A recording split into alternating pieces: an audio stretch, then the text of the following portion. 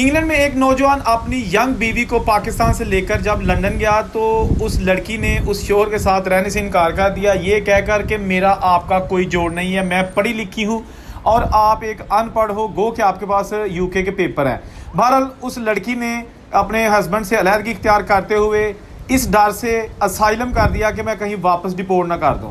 उस लड़की ने असाइलम की दरख्वास्त दे दी और उसका केस चलना शुरू हो गया। अब जबकि रवांडा जाने की तैयारियां की जा रही हैं, हुकूमत बरतानिया कह रही है कि जी तमाम असाइलम सीकर उनको बरतानिया से रवांडा भेजा जाएगा, इस हवाले से तैयारियां मुकम्मल हैं। तो ये लड़की जिसने थोड़ी सी चालाकी की और कहा कि अब मैं हस्बैंड के साथ नहीं रहना चाहती, यूके तो मैं आ गई हूँ, अब मेरा कोई कुछ नहीं बिगाड़ सकता, ना तो मैं पाकिस्तान जाऊँगी ना इस हस्बैंड के साथ रहूँगी और अपनी मर्जी से आज़ादाना ज़िंदगी यूके में गुजारूंगी। लेकिन उसके बाद जब रवांडा बिल आया और तमाम असाइलम सीकर्स को यूके से रवांडा भेजने की तैयारियां की जा रही हैं, तो इस लड़की को भी नोटिस मिला है कि आप भी तैयारी करो, 1 जुलाई से जो यूके से रवांडा पहली फ़्लाइट जाएगी, आपने उसमें जाना है। तो ये लड़की, इसकी सहेली है जो इसकी रूम शेयर करती है, उसने बताया कि ये बहुत परेशान है और ये भी अंडरग्राउंड हो गई है और बड़ी परेशान है। कहती है कि अच्छा होता मैं अपने हस्बैंड के साथ ही रहती, लेकिन हालात ने पता नहीं किस करवट ओढ़ ली है और मुझे भी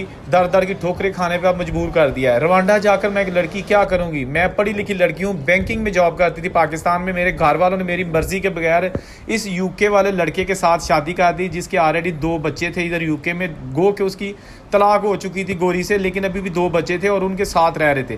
जब मैं यहाँ आई तो मुझे पता चला कि लड़के की ऑलरेडी बच्चे हैं। उसने हमें सिर्फ यही बताया था कि शादी हुई थी नेशनैलिटी के लिए, उसके बाद उसने तलाक दे दी, बच्चों का नहीं बताया था।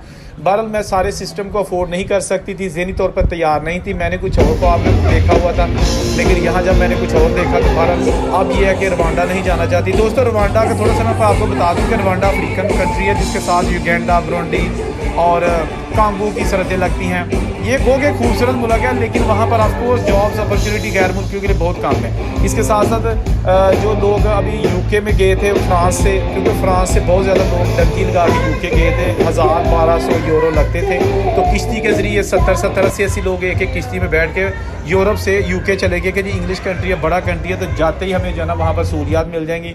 गो कि अब इंग्लैंड में इतने ज़्यादा असाइलम सीकर्स हो गए हैं और जिनके केस रिजेक्ट हो जाते हैं उनको नोटिस भी मिल जाता है कि आप कंट्री छोड़ दें, उन्होंने भी नहीं छोड़ा, कभी कोई इंग्लैंड से वापस नहीं आया और इलीगल तरीके से वहाँ पर रह रहे हैं। इनमें ज़्यादातर लोग पाकिस्तान, इंडिया, बांग्लादेश और ईरान, इराक से हैं। अफ़गानिस्तानियों की तादाद अब पहले से बहुत ज़्यादा बढ़ चुकी है जब से तालिबान का दोबारा अफ़गानिस्तान पर कब्जा हुआ है। तो बहरहाल बहुत सारी ऐसी एग्जांपल्स हैं जिनमें अब देखा जा रहा है कि लोग खून के आंसू रो रहे हैं बरतानिया में, क्योंकि रवांडा का नाम सुनते ही उनको परेशानी लाक हो जाती है। असल में हुआ यह है कि जो मैं तो आपको थोड़ा सा इसका बैकग्राउंड बता दूँ कि यूके की हुकूमत ने बनाया था ये 3 साल पहले प्लान कि हम जी जो असाइलम सीकर्स हैं ना इनको भेजेंगे रवांडा, यानी वहाँ रहेंगे और रवांडा की हुकूमत को पैसे देंगे, असाइलम सीकर्स की भी देखभाल करेंगे और अब केसेस इनके चलेंगे यूके में। जिस चीज़ का केस अप्रूव होता जाएगा उसको रवांडा से यूके वापस बुलाते जाएंगे, जिसका रिजेक्ट हो जाएगा वो या तो रवांडा में रहेगा या अपने मुल्कों में वापस चला जाए।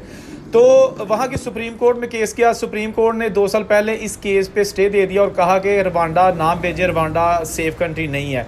तो उसके बाद हुकूमत को काफ़ी धचका लगा क्योंकि सुप्रीम कोर्ट ने कहा था कि किसी ने इनको नहीं भेजना। तो उसके बाद यूके की पार्लियामेंट ने सोचा कि अब हम क्या करें, भेजना तो इनको है हमने।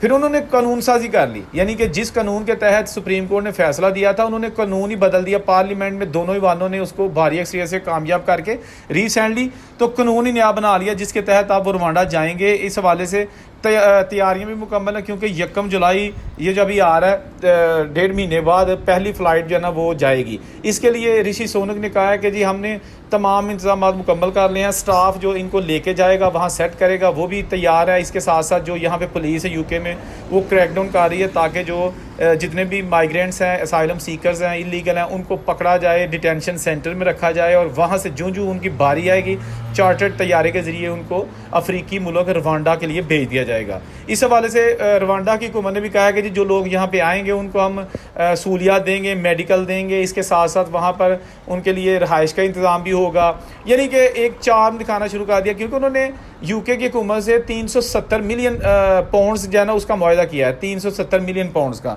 और ये तकरीबन जो असाइलम सीकर्स वहाँ पे जाएंगे इनकी तादाद तकरीबन 5700 है और इनको मुख्तलिफ फेसेस में भेजा जाएगा। अगर आप इस तरह की मजीद इन्फॉर्मेटिव वीडियोस देखना चाहते हैं तो चैनल को प्लीज़ सब्सक्राइब करके बेल का बटन ज़रूर दबा दें ताकि तमाम लेटेस्ट अपडेट्स आपको फौरी तौर पर मिल सके। अल्लाह हाफिज़।